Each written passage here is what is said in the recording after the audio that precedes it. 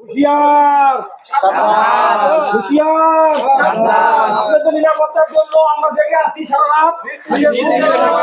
আপনারা নিশ্চিত ঘুমাবেন, কইবেন না, আমাদের সহযোগিতা করবেন, আমরা আপনাদের সাথে আছি ইনশাআল্লাহ। কক্সবাজারবাসী জেগেছে, দক্ষিণ দিল্লিবাসী জেগেছে।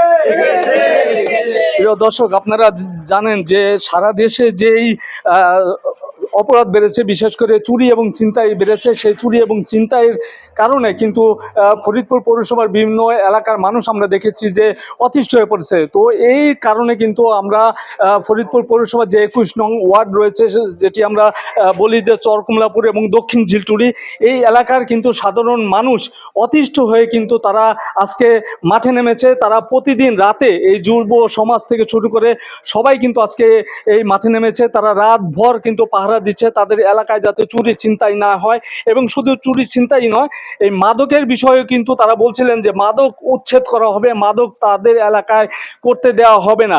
তো আমরা এখানে যারা রয়েছেন বাসিন্দারা, তাদের সাথে কথা বলেছিলাম। তারা বলছিলেন যে সাম্প্রতিক সময়ে কিন্তু এই এলাকায় বিশেষ করে চুরি এবং ছিনতাই আশঙ্কাজনক হারে বেড়েছে, যার কারণে তারা প্রশাসনের কাছে বলেও কিন্তু এর প্রতিকার পাচ্ছিলেন না। তারা বাধ্য হয়ে কিন্তু এই যে প্রতিদিন রাতে, বিশেষ করে রাত 10টার পর থেকে ভোর রাত পর্যন্ত কিন্তু তারা পুরো এলাকায় কয়েকটি গ্রুপে ভাগ হয়ে কিন্তু তারা টহল দিচ্ছেন, এবং এই এলাকার যুব সমাজের এই প্রশংসনীয় উদ্যোগের কারণে কিন্তু আমরা দেখেছি যে এই এলাকা চুরি এবং ছিনতাই কমেছে।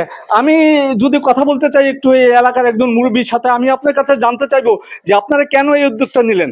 আমরা এই উদ্যোগটা নিছি যে, যেমন আমরা এখানে বেশিরভাগই সেই চরকমলাপুরে সবাই শিক্ষিত লোক, আরামপ্রিয় লোক, সবাই আরাম করতে চায়, সুন্দরভাবে থাকতে চায়। কিন্তু মুষ্টিমে দু একজন লোক বিভিন্ন জায়গার থেকে ভিতরে চরকমলাপুর এলাকায় লোক ঢুকাইয়া বিভিন্ন চুরি ছিনতাই ডাকাতি এসব চেষ্টা করে এবং করতেছে। আমরা এগুলো যাতে রুখতে পারি, এগুলো আমরা প্রশাসন পারে, হুকুম আছে যে ওরা করবে, কিন্তু আমাদের এলাকায় প্রশাসন তো সব জায়গায় জানে না যে কোথায় কে আছে, কে করে। এলাকার লোক যদি আমরা ধরাই দিই, আমরা জানি তো, আমরা বেশি জানি, প্রশাসন তো সব জানে না। আমরা যদি এইভাবে চেষ্টা করি, ধরাই দিই প্রশাসনের হাতে, তাহলে আমরা নিরাপদে থাকতে পারবো। এই জন্য আমরা এই উদ্যোগটা নিয়েছি। কারণ প্রশাসন চেষ্টা করে, কিন্তু সে তো জানে না যে কোন জায়গায় কোন লোকটা বেশি আছে। আমরা ধরাই দিলে প্রশাসন আরো আমাদের তাদের সহযোগিতা হবে, ভালো হবে। আমরা এই জন্য এই উদ্যোগটা নিয়েছি এখানে। আমি যুব সমাজের একজনের সাথে কথা বলতে চাই যে আপনাদের এই উদ্যোগটা কেন নিয়েছেন এবং এই উদ্যোগের ফলে আপনারা কতটা সফল? বিসমিল্লাহির রহমানির রহিম। আপনারা জানেন যে চরকমলাপুর এবং ঝিলটি নিবাসী এরা আমরা খুব শান্তিপ্রিয় লোক। আমরা নীরবে নির্ভয়ে জীবনযাপন করছি। আমাদের ফরিদপুর চরকমলাপুর দক্ষিণ ঝিলটুলির বাইরে থেকে কিছু সন্ত্রাসীরা এসে প্রতিনিয়ত আমাদের চরকমলাপুরে আপনার ছিনতাই, মাদক, চাঁদাবাজি, কেউ বাড়ি উঠে দেখলে চাঁদাবাজি করে, এই ধরনের কাজ তারা লিপ্ত আছে। আমরা আমাদের মাননীয় সংসদ সদস্যের কাছে আমরা এই ব্যাপারে অবগত করেছি। তিনি অলরেডি এসপি মহোদয়কে বলেছেন, এসপি মহোদয় কোতোয়ালি থানাকে বলেছেন, কিন্তু আমরা প্রশাসনের কাছ থেকে তেমন কোনো সহযোগিতা আদৌ পর্যন্ত পাই নাই, এবং সন্ত্রাসীকেও তুলনামূলকভাবে গ্রেপ্তার হয় নাই। তা আমরা চরকমলাপুর যুব সমাজ মিলে সম্মিলিতভাবে আমরা চেষ্টা করছি প্রশাসনিক সহযোগিতায় আমরা চরকমলাপুরকে কীভাবে সুন্দর একটা পরিবেশে আনা যায়, সন্ত্রাসকে কীভাবে প্রতিরোধ করা যায়, এই মর্মে আমরা কাজ করছি। আমরা কখনো আইন নিজের হাতে তুলে নেব না। আমরা প্রোটেকশন দিব, আমরা সন্ত্রাসীকে ধরবো, আইন নিয়ে সর্বন করবো। এই আমার ধন্যবাদ।